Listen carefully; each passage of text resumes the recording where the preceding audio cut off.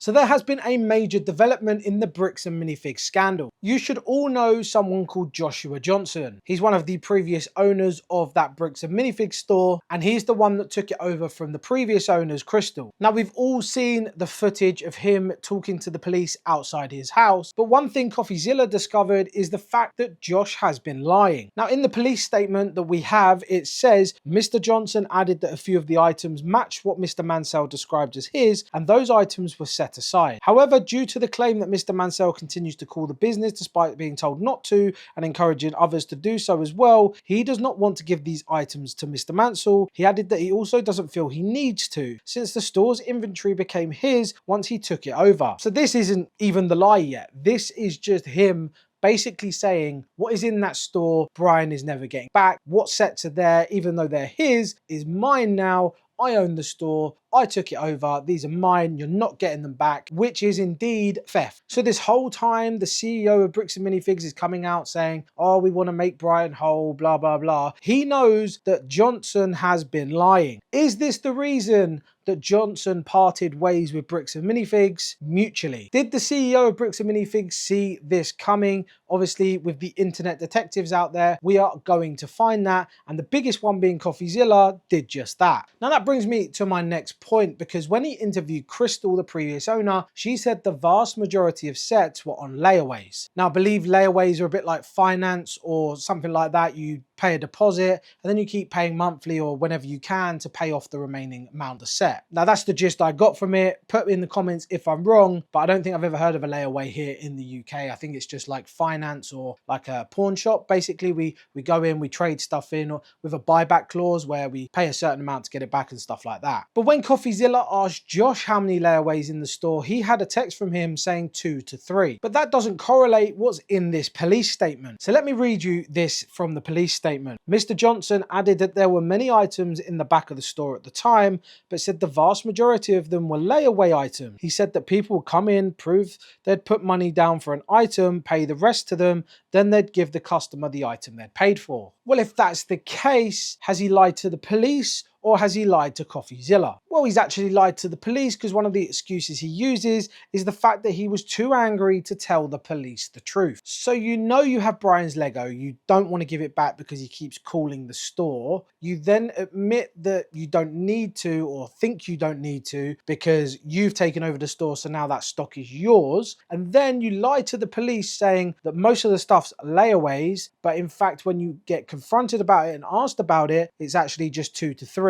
But this is the most telling part of it all. But when CoffeeZilla questions him on this, he said the police were over exaggerating or that he made a mistake. He then goes on to say there was no list of any layaway. The only layaway I was aware of was the Ewok village. And then he says he has nothing to do with the day-to-day operations of the store. I wouldn't know if there were layaways and I wouldn't have been asked about it either. Amanda or the 2 store employees that were there under Crystal and Brandon would know more than me. Well, if that's the case, then why say to the police there's a vast majority on layaway, which correlates exactly what Crystal said, but then tell CoffeeZilla that there was only 2 to 3, and now you're saying that you didn't even know about any layaways apart from one, which was an Ewok village. You've changed your story 3 times, and the only reason you've done that is because you've been caught out, because your first story, which tends to be the one that is the truth, correlates with the person that you're trying to go against in a lawsuit, or that Bricks and Minifigs is going against in a lawsuit. So not only does the CEO slip up all the time, you've now slipped up. And the excuse that you were too angry to tell the truth is ridiculous. That is just the most craziest excuse I've ever heard. This scandal is getting better and better by the day.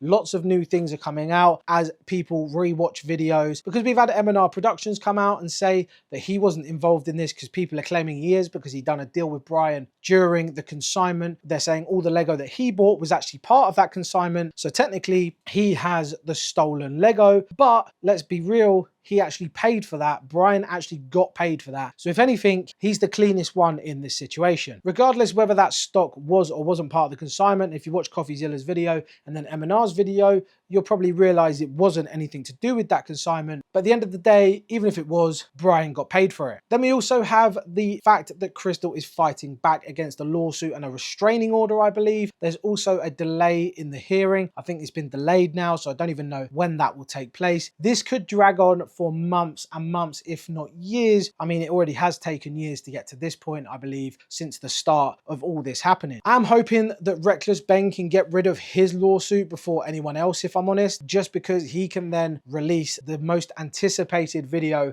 of 2026, the part 3 of the Lego scandal. But yeah, let me know all your thoughts and opinions on Mr. Johnson's comments and lies and just excuses for this whole situation. I think they all knew exactly what they were doing. They were just trying to obviously get money. It's greed at the end of the day, but let's be honest, Brian still hasn't got his Lego, Brian still hasn't got his money, so we need to keep pushing this out. So make sure you do like the video, comment for engagement, and leave your thoughts and opinions. Hype the video because it does spread it out further. Subscribe to the channel, and I'll see you guys next time. So we owned a franchise in Oregon. Okay. So we took over. So the first franchisee's name was Crystal Law. Okay. And she called the franchise, which I work at in Provo. It's called Bricks and Minifigs. You've ever heard of Bricks and Legos? Sounds familiar, yeah. So she abandoned it, and so I was hired by corporate, as I'm a corporate employee, to go to that location and recover it. Part of that recovery, in those 3 months that we were working for the corporate headquarters, this guy came in, and his name was Brian Manson. He was like, hey, I had this consignment deal with Crystal Law. Well, we don't know about any consignment. Show us what you've got, and we'll see if we have your stuff here. And we set aside all of his stuff in the back. And he doesn't want that. He wants us to be responsible for the full list that he signed with her almost 2 years before we even showed up on the location. He signed a contract with her April of 2023. We took over December of 24. So she had like almost 2 years to sell his Lego. And now, because we took over the location, he thinks that we are responsible for a contract that he signed with the previous franchisee. They don't have a case. They can't sue us. Otherwise, they would lose. So they have said they're not going to sue us in court. They're going to let the eye of the public be the determining factor. And so they have attacked us. They went to corporate headquarters today. Provo has a case against them. They went to my partner's house. They went to my sister's house. And if another one of these guys comes up, I'm not going to play nice. This is the end. This is the last time somebody steps foot on my property. I don't care if it's another kid. It ends. You better let him know to not ever come back here any way, shape, or form.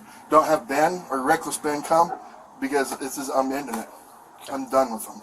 I'm not playing games. I do not want them here threatening my family and any of this crap. Did he threaten you? No, no.